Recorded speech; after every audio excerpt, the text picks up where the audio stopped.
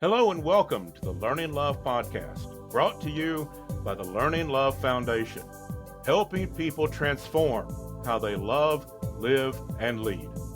I'm your host, Dr. Mark A. Hicks, and I want to thank you for joining us today as we spend some time learning love. I don't know when you're listening to this, but it will originally air on June the 9th of 2025. The next day, June the 10th, 2025, my book, Learning Love, is released to the world by Morgan James Publishing. It's something that I've dreamed of for a long time. It's been a long journey, and I want to talk about that journey today because there are some life lessons that came in the publication of this book that teach about relationships. I've learned some things about relationships in publishing this book, which is kind of an irony, I guess, because it's a book about relationships, but the publication of the book itself has taught me some things and shown me some things about the nature of relationships in life. And so let me tell you a little bit about how this all came about and what I've learned in the process. And I think you'll be able to apply that to your life as well, because when we learn these life lessons about relationships, we can apply them to build those healthy relationships that we're looking for. Now, this book came about over a long course of time because I've had this idea for a very long time. I'm not even sure where it started, but I had the idea for the book, and over the years, I tried to write. I wrote and rewrote, sometimes in my head, sometimes on paper. I would work at it, and it just sort of came together in pieces over the course of a long period of time, many, many years, that I would start and stop and think about it and go back and rewrite things. And finally, I was to a place that I was really making some progress. About the same time that I started making this progress, I had an opportunity to take a job in Prague in the Czech Republic. Our kids were grown by this time, and so my wife and I set out on a new adventure and moved to Europe. So we're living in Prague. And while I was there, I happened to meet this man through a number of circumstances.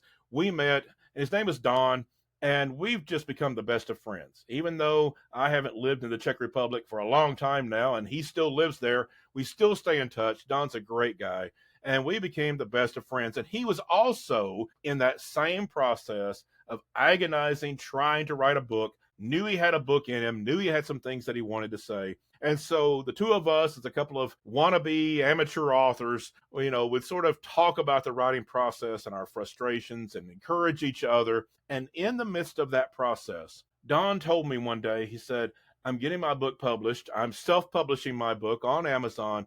And I don't know anything about how to do that, but I've got a friend. His name was Mark. He lived in Asheville, North Carolina, which is not far from where I lived in Knoxville, Tennessee. And Don said, this is a guy who just knows how to do everything.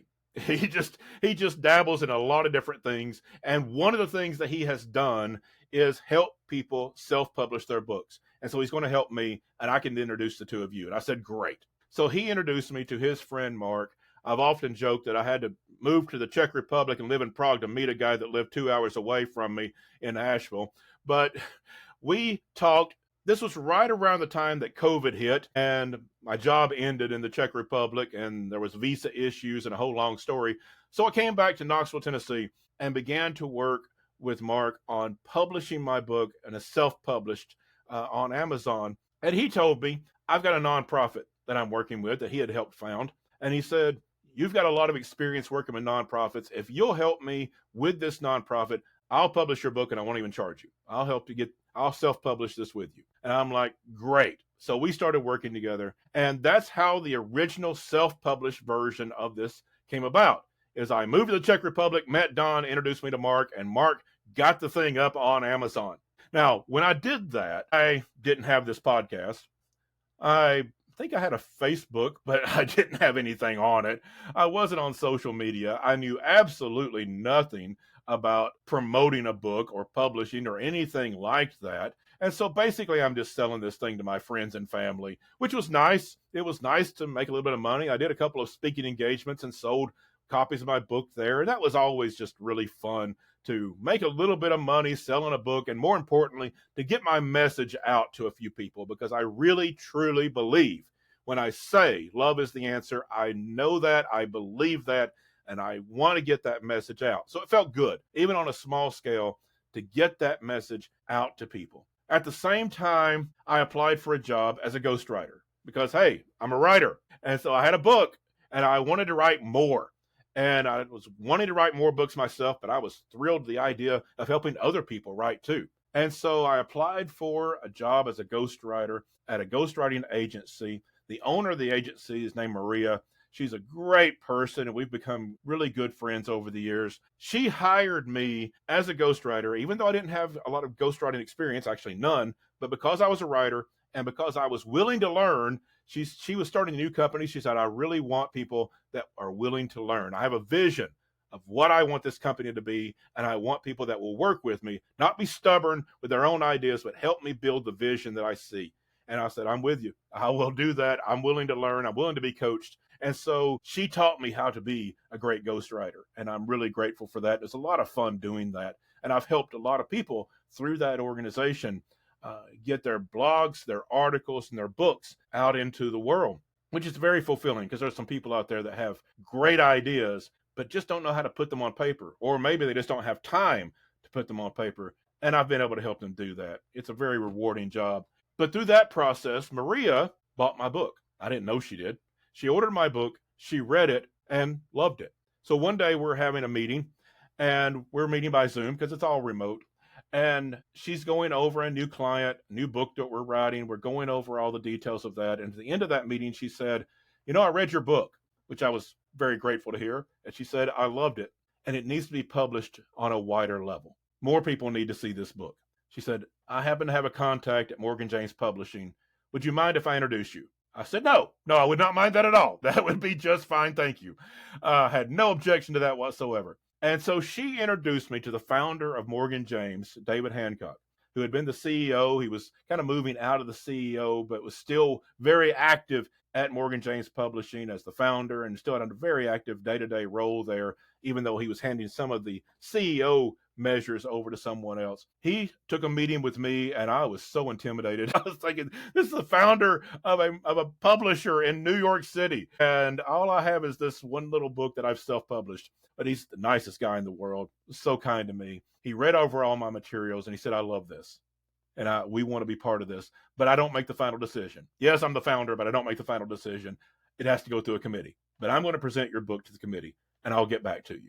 I said, great, thank you. 2 days later, he emails me. He said, we're in. Morgan James Publishing wants to pick up your book. One of the greatest thrills of my life.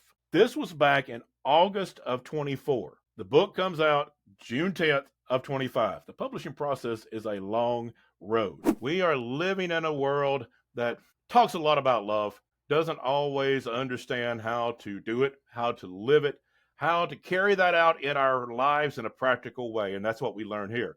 We want to learn how to live a life of love that is happy, that is thriving in all areas of our life. Now, as I say that, I have learned there are some skeptics in the world. There are some people that just aren't too sure that it's possible or that we even need to be talking about it. I've often told the story of meeting an older couple in their 70s, I would imagine, and they asked me what I did for a living. I told them I'm an author, and the lady said, oh, what do you write? I said, my book is about love and relationships. And she rolled her eyes and said, oh, and completely changed the subject. Her husband was right there beside her. I kind of felt sorry for that guy. I don't know what her problem was with the idea of love and relationships, but it was clear she did not want to talk about it. And I don't think she's alone. I think there's a lot of people that have gotten the idea that maybe it's trivial. Maybe we've created a world where we believe love is some sort of fluffy idealism that isn't going to work in the real world. I mean, we live in a world that has weaponized division, that has monetized outrage, and maybe things like hope and love and happiness can start to feel naive. It can start to feel even silly, that it doesn't really work in the real grit of the world we live in. Well, I want to disagree with that completely, because I do not believe that love is fluffy idealism. I don't want to present that. I realize that there are folks that present it that way, and God bless them, I'm glad they do. But that's not what I want to do. I do not want to present love as some sort of naive, fluffy, idealistic idea that we just turn away from our problems and pretend like everything's okay. That's not what we're going for. Love is a skill set. It is a learnable skill set that we can apply to the problems of life, that we can take the skills that it takes to build great relationships and apply those to build great families, to build solid workplaces, healthy communities, a better society. We can build these things through the skills that we learn in love. That's what we want to do. And so when we talk about learning love, when we talk about the skill sets of relationships, there's a few things I want you to know. One is we want to be practical. We're talking about real life experience. Love is something that is practical, it is tangible, it is grounded in such a way that we can practice life through the skill sets of love. In my book, I teach the 5 components of love. These are not just frilly, ethereal, floating on a cloud ideas. These are real skills that we can learn. And when we learn all 5, we can build the kind of relationships we want. It takes practice, and it's a continual practice. People have sometimes asked me, since I teach this, since I wrote a book called Learning Love, I teach the 5 components of love. People have said, well, is everything perfect in your life? Of course not. We never reach perfection. It's always a practice. But my life is pretty good, and I'm blessed with the relationships I have. And in part, it's because I work to build those, and I work with my friends, my family. We build those relationships. It's not always perfect. It doesn't have to be. Life isn't perfect, but we can have the skills to build healthy, happy, thriving relationships in a practical way. That's what we're going for, is practicality. One of the other things that we need to understand about love is that it's inclusive. And what I mean by that is that I can sit with someone who I disagree with, and that's okay. I don't have to be mad about it.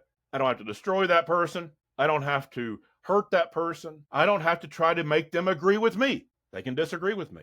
That's okay. I hope we can have some conversation. That can be fun. And we might learn from each other if we have a healthy relationship.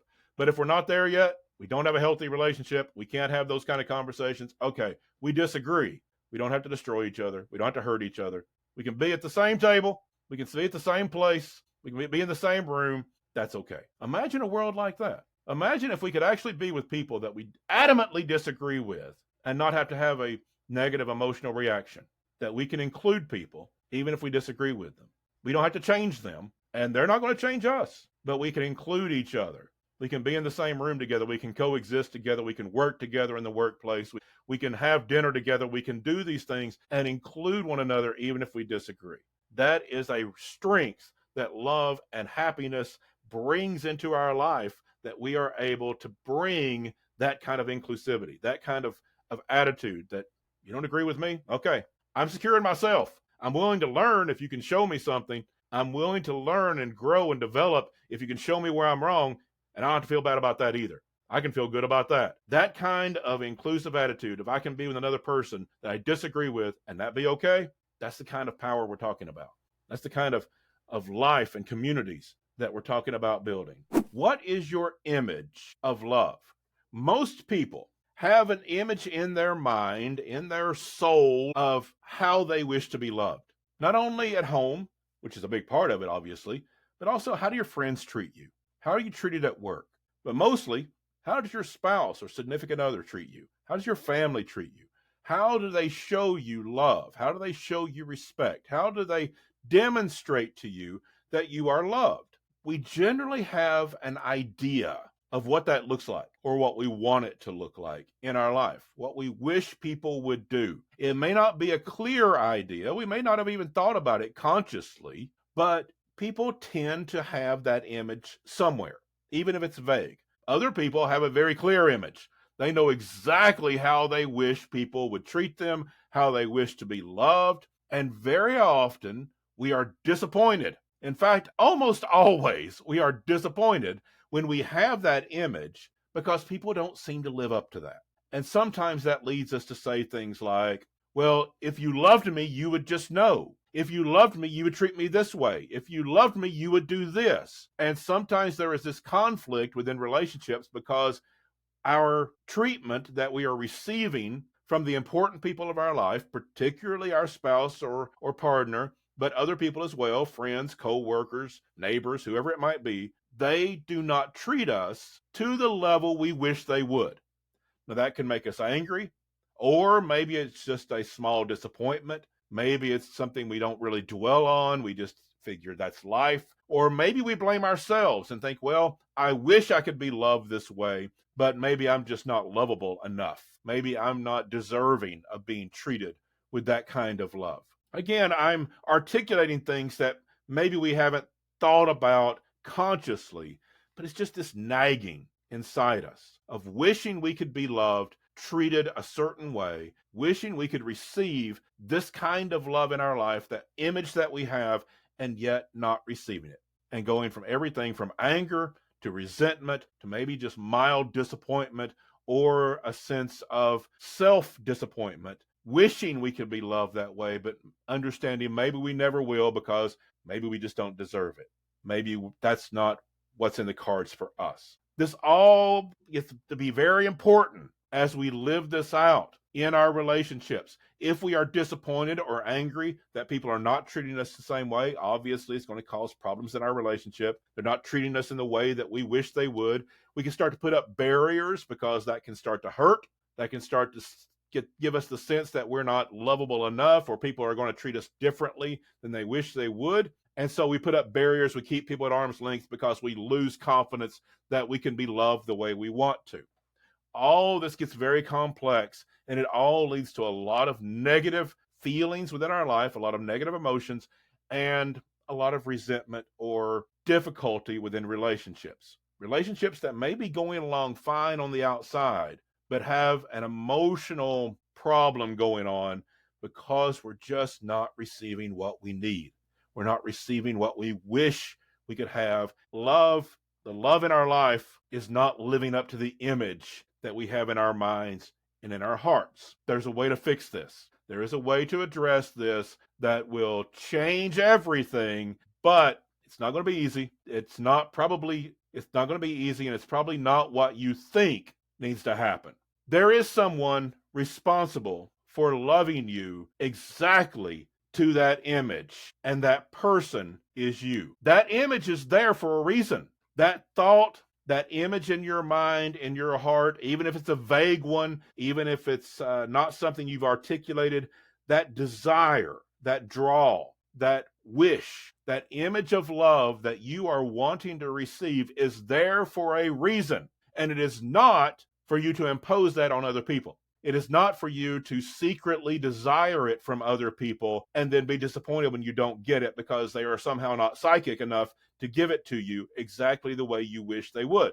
That desire, that urge, that image of love that you have in your mind, in your heart, in your soul, exists as the standard by which you need to learn to love yourself. That is the person who needs to follow that image, to live up to that image. You are the person that is called to love you the way you wish to be loved. That's the first person in line that needs to be loving you to that image. You love yourself that way. That image is there to guide you on how to love you. That image is there to guide you on how you treat yourself, how you love yourself, how you treat yourself every day. That's the image that is there for you to live up to. There's a lot of questions around love. There's a lot of things that we don't understand about life and relationship. We have to explore them, but we know when we learn the life of love, that's the answer. When we learn how to practice it, live it out in our relationships, we find the answers we're looking for in life. So today, I want to talk about the goals of love. What are we actually trying to get to? This one confuses a lot of people. We talk about love in the abstract, but we don't always define exactly what we are trying to accomplish. What are we trying to get to? What do we believe can happen if we live a life of love, if we bring the practice of love into our life, into our relationships? Here's the problem. Some people have a completely misguided idea of what can happen from a life of love, of what love can do in the world. that we start to believe things like love is the light that drives out all darkness, that love eradicates fear and anger and bitterness and outrage. Well, love does none of those things. We live in a world where there are things to be afraid of. There will still be fear. We can live a life of love and still have things that legitimately bring fear into our life. There are things to be angry about. There are things that cause us to have that legitimate emotion and the people around us. And sometimes it may not be legitimate, but it's still going to be there. We're going to have anger and fear. We're going to have the darkness of life. That is a reality in the world. That's not trying to be pessimistic. That's just a practical reality of life. There's stuff, okay? There's bad elements. There's things that happen. Mistakes get made. Stuff goes wrong. There's natural disasters and there's human-made disasters. And there is going to be the darkness. There's going to be those dark days. There's going to be the struggles and the fear and the pain of life. We're not going to ever come to a place where all that is eradicated. Some people get the idea that if I can just love enough, if I can just fill my heart, my life, my soul with enough love, that all that can be eradicated in my life. All that can be pushed away. I won't have fear. I won't have to deal with anger. I'll drive out the darkness, and I'll have such love that will just spill over to everyone else in my life, and I will show them the way to light. I will show them the way to eradicate all that bad stuff. And when that doesn't happen, and it won't, that is impossible, then we get discouraged. We start to wonder, is love real? Why am I doing all this? Why am I living such a life of love? Why am I struggling to keep my life in a place of love and live out these practical elements of love when there's still fear, there's still anger, there's still struggle, there's still pain, there's still darkness? Sometimes we give up because we go through the pain of life and we think, love didn't help me. Love didn't do any good for me. And I've talked to people that said, I don't think it's even real. I talked to a lady one time that said, I don't believe love even exists. She had this kind of idea that love was a little bit like Santa Claus. It's something fun that we talk about with children to make the world seem just more jolly, but it's not really real. And she had that idea about love. It's something nice to pass around. It's a fantasy that naive people can have, but it isn't really real. And that came from the pain in her life that she just gave up on the whole concept. We may not go to that extreme, but we do get discouraged at times because we have such a misguided idea of what love can accomplish. Love will not drive out all darkness. Love will not eradicate fear and anger and struggle and pain.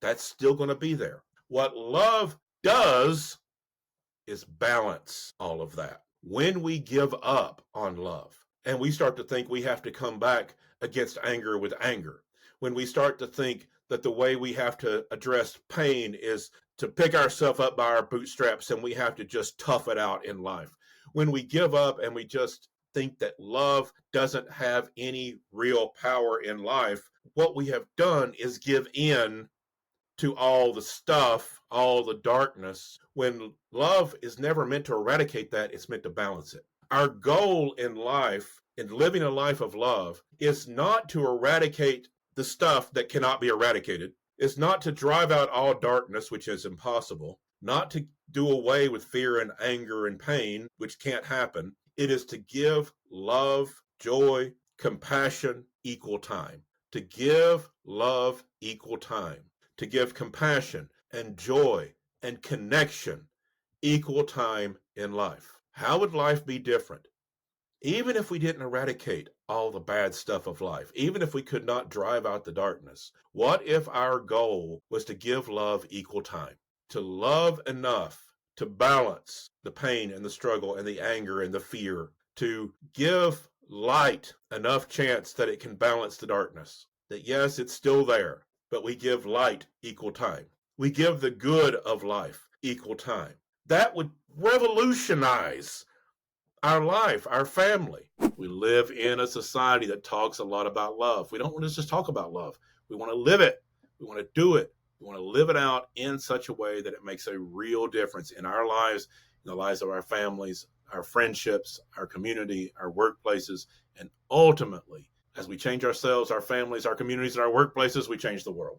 That's what we're looking for. And we can do that because we already have the answer. We just have to learn how to apply it.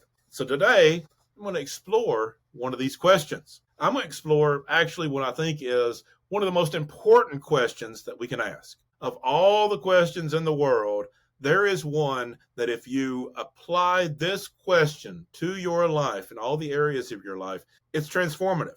This is one of those revolutionary questions that if we learn to ask this question over and over and over again and think through the answer each time in each area of life, transformational, revolutionary concept. And the question is this: who made that rule? In every area of life, we need to always be asking that question. Who made that rule? Why are we doing this? What has led us to this conclusion?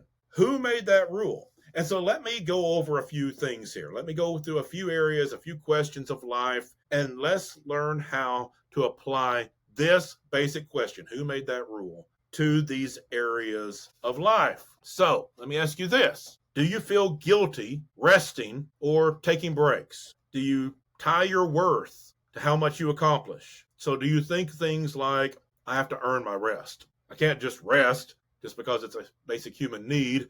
I can't rest just because I'm tired. I have to earn it. It's based on my accomplishments. Do we believe that our value comes from our productivity? And if you say, well, yeah, there's a lot of people that say yes to that. Yeah, I believe I have to be productive. I think I can't rest until I've accomplished certain things. I can't allow myself to rest just because I'm tired. I have to, it's based on my productivity. I have to earn it. I can't just take breaks because I need it or because it would make me feel better. I have to earn that vacation. I have to earn that rest. I have to make sure I'm productive in order to feel good. Who made that rule? Who said you have to be productive in order to feel good about yourself? Who made the rule that you have to earn that rest that we all know is a basic human need, and it actually does make us feel better and enjoy life more if we get proper rest? Who made that rule that you can't feel good about yourself unless you are a certain level of productivity and accomplishment, and we can't rest until we reach that? That's not a rule. That doesn't exist. It's just something that gets started in society, that some of us come from certain cultures that just teach that productivity is everything, accomplishment is everything, that rest is for the lazy. And let me show you what people do with this sometimes. When we start to talk about this, people will say things like, well, what are we supposed to do? Just all be lazy slobs? Supposed to just sit around and do nothing? Yeah, that's called a straw man argument, that we're just taking this concept to a level of absurdity so that we can tear it down. No, we're not saying everybody should be lazy. We're not saying you should sit around and do nothing. No one's saying that productivity is bad or accomplishing things is bad. That's not the point. And so to go to some extreme opposite is an absurdity. And so let's avoid those kind of arguments, those straw man kind of absurd arguments that are used to tear down perfectly valid discussions. No, we're not talking about being lazy. We're not talking about giving up accomplishments or not achieving our goals. It's the idea of who made the rule that we couldn't rest in the meantime when we need it. Who made the rule that we couldn't feel good about ourselves even if we haven't accomplished it yet, even if we haven't been as productive as we hoped because we were tired or maybe another number of other reasons? Who made that rule? That rule does not exist. There is no rule of the universe that says you can't rest until you've reached a certain level of accomplishment or production, or you can't feel good about yourself or your daily work unless you've reached a certain point. That's not a rule. So relax a little bit. Yeah, of course we're not going to be lazy. And yes, we want to accomplish things and we want to be productive. That's part of our work as human beings. It's part of our nature that we'd like to accomplish some things. Great, do it. But enjoy it along the way and rest when you need to. And that's going to make you more productive in the long run anyway. And that's my thoughts this week as we are learning to build the kind of relationships that we really want, that we need, and that we deserve. I want to thank all the folks at the Learning Love Foundation that bring you this message each week. Go to learninglovefoundation.com, and on that website you can find an easy link to purchase my book, Learning Love, Building a Life That Matters and Healthy Relationships That Last. That's what we're looking for, a life that matters, healthy relationships that last. I want to help you do that. I want to thank my producer, Abby Graves of Abby Graves Productions, and thank you to all of you for listening. Until next week, love well, everyone.